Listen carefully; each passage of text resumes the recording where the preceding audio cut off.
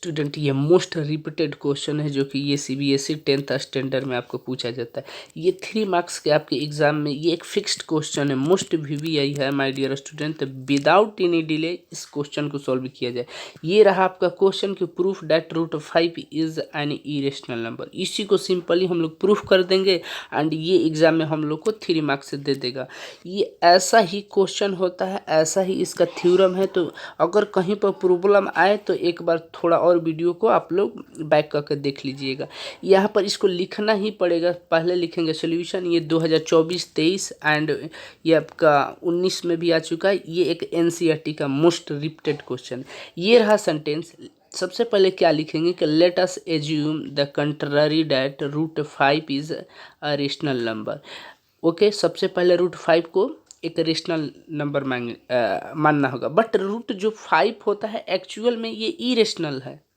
Okay, but इसको जब हम प्रूफ करेंगे तो इसके कंट्ररी में यानी कि इसके अपोजिट को कंसीडर किया जाता है माय डियर स्टूडेंट। तो उसी बात को यहाँ लिखा गया है कि let us assume the contrary that √5 is a rational number. हम लोग को माय डियर स्टूडेंट ये भी बात पता है कि √5 जब ये एक रेशनल नंबर होगा तो रेशनल नंबर के डिफिनीशन के अकॉर्डिंग P/Q होता है।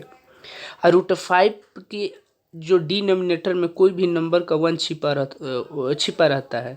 तो ये भी लिखेंगे। यहाँ से जब क्रॉस मल्टीप्लाई करेंगे तो P1 जब P होगा एंड √5 में Q ले करेंगे तो फाइनली इतना बनेगा। यहाँ एक बात और आपको लोग को थोड़ा नोट किया गया है कि जो P एंड Q है क्या है, को प्राइम नंबर्स है। को प्राइम्स क्या है कि the only common factor my dear student having 1, जिसके पास केवल जैसे 2 3 हो गया, इनका कॉमन फैक्टर 1 होता है। अब ये क्या नंबर है ये आपको आगे चलकर पता लग जाएगा। यानी कि Q एंड P ये 2 को प्राइम नंबर है और Q का जो वैल्यू होता है =0, यहाँ पर लिखा भी गया है, आप लोग देख लो। अगेन यहाँ से ये हम लोग को मिल गया तो इसको क्या करना है, ऑन स्क्वायरिंग बोथ साइड्स लिख देंगे माय डियर स्टूडेंट। जब स्क्वायर करेंगे P पर तो P स्क्वायर होगा और √5 की स्क्वायर को करेंगे तो इसी बात को 2 बार लिखना, मतलब स्क्वायर का मतलब उसी बात को 2 बार। तो √5 एंड √5 Q में कर दिए तो जो फाइनली बनेगा √5 का 5 हो जाएगा एंड Q स्क्वायर होगा। तो यानी कि P² = 5Q² होगा। इसको इक्वेशन 1 कुछ समय के लिए कंसीडर किया जाएगा। अगेन यहाँ आप देखो, ये जो आप देख रहे हो P² है और 5Q² ये मल्टीपल में है। तो जाहिर सी बात है ये 5 P² को क्या करेगा, डिवाइड करेगा। तो इसी बात को इंग्लिश में लिख दिया जाता है कि P² is divided by 5।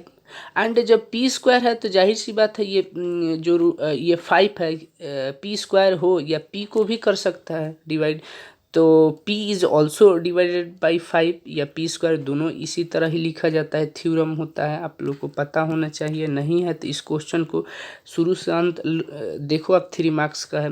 Now let us P = 5C। अब बोलोगे सर ये 5C क्या है, my dear student have patience, कुछ समय बाद पता लगेगा।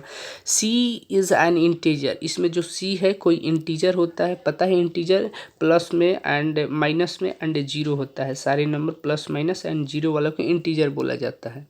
अगेन देखो आप, उसके बाद क्या लिखेंगे कि ऑन स्क्वायरिंग बोथ साइड्स, यानी कि जब P का स्क्वायरिंग करेंगे तो P² होगा। आप 5C² का स्क्वायर करेंगे तो उसी बात को 2 टाइम्स लिखा जाएगा, यानी कि 25C² यहाँ से होगा। अगेन क्या होगा माय डियर स्टूडेंट, तो जो यहाँ से इक्वेशन बन रहा है P² = 25C² होगा। अब देखो यहाँ फ्रॉम इक्वेशन 1 लिखा गया है तो इक्वेशन 1 देखो आप, जो यहाँ P का स्क्वायर का वैल्यू कितना दिया है 5Q² है। तो इसी बात को यहाँ लिखा गया है डियर स्टूडेंट फ्रॉम इक्वेशन 1, यानी कि P² का वैल्यू कितना था 5Q² था, 5Q² P² का वैल्यू और = यह 25C² लिखा गया है। अब देखो यहाँ से जब Q² ये 5Q² ये मल्टीप्लाई में है तो Q² क्या होगा, यहाँ पर = के इस साइड इसको डिवाइड करेगा। तो जब 25 को 5 से डिवाइड कीजिएगा यानी कि 5 5 जा 25, यहाँ से Q² 5C² बचेगा। अगेन क्या होगा कि 5C² ये मल्टीपल में ये Q को डिवाइड करेगा। Therefore Q² is divided by 5 since key and q is also divided by 5। अब देखो यहाँ पर जो पहले हम लोग जो कंसीडर किए थे, ये जो डिफिनेशन के अकॉर्डिंग होगा, पी एंड क्यू क्या था, को प्राइम नंबर था, दी ओनली कॉमन फैक्टर 1, यानी कि जिसके पास 1 था। बट यहाँ पी में भी कॉमन फैक्टर आ गया 5 एंड क्यू में भी आ गया, तो जो होना था 1 बट हो गया 5, तो ये क्या हो गया, गलत हो गया। तो इसी बात को इंग्लिश में लिख दिया जाता है। ये थ्योरम ही ऐसा है, ये थोड़ा टफ पड़ता है बट ये 3 मार्क्स का आपको लोग को मिल जाएगा, 2 बार प्रैक्टिस कीजिएगा। P and Q having common factor 5, देखो यहाँ आ गया बट होना था 1, हो गया 5।